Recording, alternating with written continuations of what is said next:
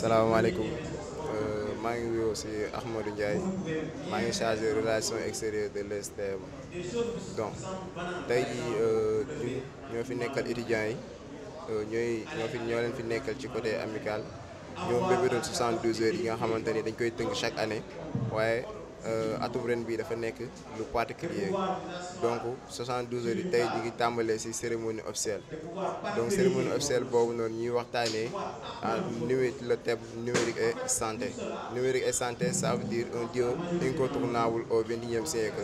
boo déggee loolu parce que ñun ñëpp xam nañ ni ñu fi bàyyeekoo feebar yi nga xamante ni li ci mel ni coronavirus récemment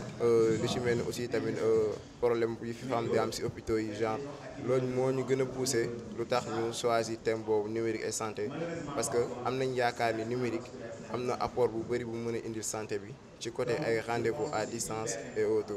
bu ñu jógee ci loolu ngoon gi pour bégal suñu étudiants dinañ def benn élection Mister le lendemain vendredi bu ñu xëyee war nañ def défilé des nations parce que présentement école bi am na plus de 22 nations qui sont présents plus de 22 nations ku ci nekk war ngaa mën a présenter war a mën a wane sa cosaan war a mën a wane lan moo am ca dëkk soo ko defee parce que ñëpp benn lañ autant que am na 22 nations yi fi nekk. Le soir aussi tamit dina am benn concert bi nga xamante ni am na ay artistes yu célèbres yu fa ñu ku ci mel ni BJ ku ci mel ni Dieyla et autres. Le samedi il y aura aussi tamit un final interclasse qui s'opposera les étudiants et l'administration. Aussi le soir dinañ am sabar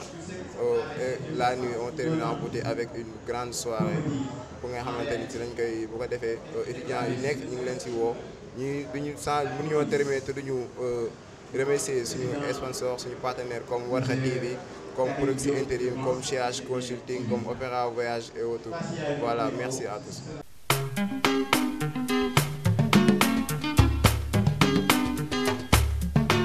Waru